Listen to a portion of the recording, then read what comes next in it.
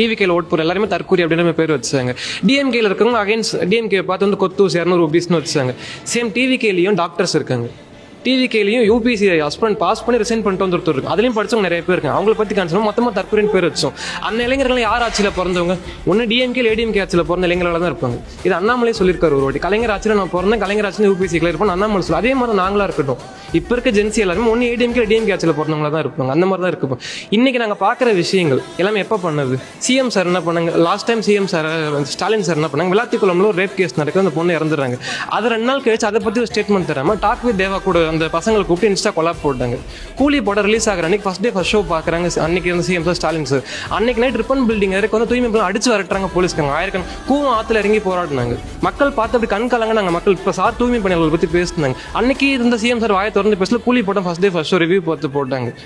Bison movie பார்த்துட்டு இருக்கப்போ last ஒரு 6 மாதம் எலெக்ஷனுக்கு ஒரு 6 மாதம் பைசன் மூவி ஃபர்ஸ்ட் டே பார்க்குறாங்க சிஎம் சார். அப்போ தஞ்சாவூர் நெல்மணிகள் முளைச்சு வந்துட்டு இருக்கு வெளியில. எல்லா அரசியல் கட்சி தஞ்சாவூரில் பின்னிட்டு இருக்காங்க. அன்னைக்கு சிஎம் சார் வெளியில் வரல. கள்ளக்குறிச்சிக்கு சிஎம் சார் போல, வெங்க வயலுக்கு சிஎம் சார். அன்னைக்கு இருந்த சிஎம் சார் எல்லாருமே இந்த கொஸ்டின் கேட்டாங்க. இன்ஃபேக்ட் நான் கொண்டு கேட்டேன், எல்லாருமே கேட்டாங்க. அப்போ கிட்டத்தட்ட டிவிக்கு ஆக்டிவாக இறங்குறதுக்கு முன்னாடியே போன மேலேருந்து போன ஜனவரிலேருந்து கேட்டுட்டு இருக்க இந்த விஷயங்கள். ஏன் ஸ்டாலின் சார் வெளியில் போக மாட்டாங்க, ஸ்டாலின் சார் பேச மாட்டாங்கன்ட்டு. அதுக்கான ப்ராப்பராக பதிலுக்கும் தற்கூரி ஹபீஸ் ஆனால் டாக்டர். இப்போ எனக்கு திமுக ஒருத்தவங்க பிடிக்கல, அவங்க தற்கூரின்னு சொல்ல முடியுமா?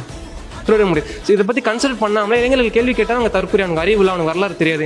இன்ஃபேக்ட் இன்னைக்கு நடக்கிற விஷயங்களை பற்றி கேட்டால் இப்படி தான் டிஎம்கே ஃபேஸ் பண்ணுறாங்க. இது என்னோட அலிகேஷன். கேள்விலாம் ஒவ்வொன்றும் தரம் சம்பவம் தான். திமுக காரங்களாம் நடுநடுங்கி போயிருப்பாங்கல்ல, எல்லாம் கிடுக்குப்பிடி கேள்வி. இந்த வீடியோவில் ஒருத்தர் கேள்வி கேட்குறாரு இல்லையா, அவரோட இன்ஸ்டாகிராம் ஐடியில் இந்த வீடியோவை ஷேர் பண்ணியிருந்தார்.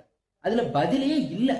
சரி, பதில்னு ஒன்று சொல்லியிருப்பாங்கல்ல, என்னதான் சொல்லியிருக்காங்கன்னு ஒன் இண்டியா சேனலில் போய் பார்த்தா சூர்யா கிருஷ்ணமூர்த்தி என்ன ஒவ்வொன்றுக்கும் தெளிவாக டேட்டாவோட பதில் சொல்லியிருக்காரு. அப்லோட் பண்ண வீடியோவில் கேள்வி மட்டும்தான் இருக்குது, பதில தான். அப்போ உங்க நோக்கம் திமுகவை விமர்சனம் பண்றதோ கேள்வி கேட்கறதோ இல்ல, திமுக மீது அவதூறு பரப்புறது. இதுக்கு சூர்யா அண்ணா சொல்லியிருக்க பதிலையும் இந்த வீடியோல இணைக்கிறேன். எல்லா தோழர்களும் அவசியம் பார்க்கணும், பகிர வேண்டிய வீடியோ. தற்கொலைன்னு சொல்றாங்க அப்படிங்கிறது வந்து ஜெனரலைஸ் டைமா திமுகவுடைய தலைவர்கள் யாரும் பெருசா பயன்படுத்தினது கிடையாது. ரொம்ப குறிப்பிட்டு நான் சொல்றேன். எக்ஸ்மென்ஸ் அனிதா ராதாகிருஷ்ணன் சார் சொல்றாரு. சார் ஓட்டு போட மக்கள் திட்டுறாங்க சொன்னாங்க. மக்கள் எதிர்த்து ஓட்டு போடலான்ட்டு. நீங்க கொஸ்டின் முடிச்சிடுறீங்களா? எதை நம்ம டார்கெட் பண்ணி சொல்றோம் அப்படின்னா, நாங்க வந்து ஒரு விஷயத்த பொலிட்டிக்கலா பேசும் பொழுது அதுக்கு கீழே வரக்கூடிய கமெண்ட் செக்ஷன் என்னைக்காவது படிச்சு பார்த்துருக்கீங்களா? கதருங்கிறது தான். நேற்று அசம்பிளிலே அதுதானே சொல்றாரு. அந்த தனம் வந்து அரசியல் தனமா தற்கொலைத்தனமா? இதுதான் அடிப்படை கேள்வி. அதை நோக்கி சொல்றத நீங்க ஜெனரலைஸ் பண்ணிட்டீங்க. திருப்பி அது விக்டிம் தான். 4 பேர் யாரோ சோஷியல் மீடியால ஆன்லைன்ல ட்ரோல் பண்ணிட்டு இருந்ததை இவர் பிராண்டா கன்வெர்ட் பண்றாரு. அந்த பிராண்டை மத்தவங்க பயன்படுத்துறாங்க. அப்படிதான் அது மாறுனுச்சு. ஒண்ணு. ரெண்டாவது முக்கியமான ஒரு விஷயம், நீங்க சொல்றீங்க சிஎம் பேசல அப்படிலாம் கிடையாது. விளாத்திக்குளம் இன்சிடென்ட்ல அடுத்த நாள் காவல்துறை தரப்புல இருந்து டீடைல்டு ரிப்போர்ட் வந்துச்சு. அந்த ரிப்போர்ட் மீது மேல் நடவடிக்கை என்ன நடவடிக்கை எடுத்தீங்கிறத தொடர்ந்து மினிஸ்டர்ஸ் பேசியிருக்கிறாங்க. அங்க போய் எம்பிக்கள் நின்று இருக்கிறாங்க. இது எல்லாம் நடந்துச்சு. இன்னொரு முக்கியமான விஷயம், ஏதோ பாலியல் குற்றங்களை வந்து திமுக அரசு கண்டுக்காம விட்டுருச்சுங்கிற மாதிரியான ஒரு நரேட்டிவ் செட் பண்ணி இவங்க வின் பண்ணிருக்காங்க. நான் மாற்று கருத்து இல்லை. ஆனா அந்த நரேட்டிவ் சரியா அப்படிங்கிறது தான் கேள்வி.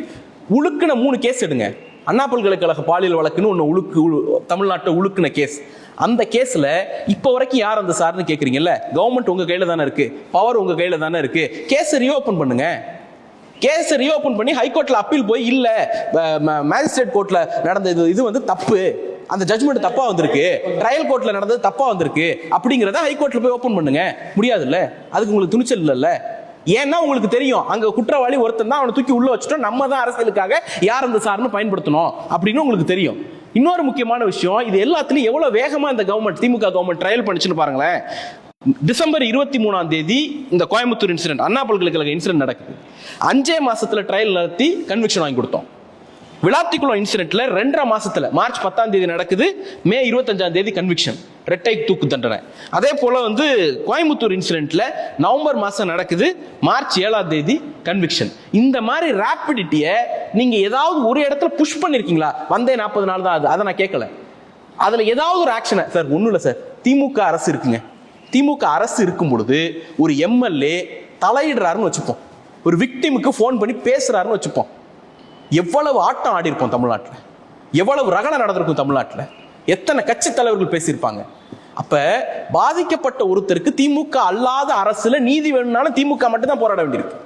நீங்க அவர் சட்டமன்றத்துல அந்த எம்எல்ஏ வச்சுட்டே இப்படி சொல்லும் பொழுது பாதிக்கப்பட்ட அந்த பெண்ணினுடைய மனநிலை என்னவா இருக்கும்? ஹெல்ப்லெஸ்ஸா இருப்பாங்களா இல்லையா? இப்ப அந்த அதிகாரத்தை நோக்கி கொஸ்டின் பண்ணும் பொழுது யாரோ சோசியல் மீடியால 4 பேர் சொன்னதை ஒரு விக்டிம் கார்டா பயன்படுத்திட்டு தப்பிக்கிறது இருக்குல்ல, அது உங்களுடைய இது எஸ்கேபிசம். இன்னொரு முக்கியமான விஷயம், நீங்க தஞ்சாவூர் விஷயத்தை பத்தி பேசுறீங்க. நான் தஞ்சாவூர்ல இருந்து வந்ததுனால சொல்றேன். தமிழ்நாட்டினுடைய வரலாற்றிலேயே டிபிசி மூலமா டைரக்ட் ப்ரொக்யூர்மெண்ட் சென்டர்னு அதோட ஆபரேஷன் எப்படி நடக்கும்னா, விளைவிச்சிருவாங்க. 4 ஊருக்கு ஒரு இடத்துல வந்து இந்த டைரக்ட் ப்ரொக்யூர்மெண்ட் சென்டரை போடுவோம். அது டெம்பரவரியான சென்டர் தான். வருஷத்துல 365 நாள் அதுக்கு வேலை இருக்காது. டெம்பரவரி சென்டருங்கிறதுனால பெரும்பான்மையான ஸ்ட்ரக்சருக்கு பர்மனன்ட் ஸ்ட்ரக்சர் இருக்காது. எதுக்கு வருஷத்துக்கு 3 மாசம், அதுல ஒரு 1.5 மாசம், இதுல ஒரு 1.5 மாசம், 3 மாசம் இருக்கக்கூடிய இடத்துக்கு பர்மனன்ட் ஸ்ட்ரக்சர் எதுக்கு அப்படின்னு தான் பெரும்பாலும் யோசிப்போம்.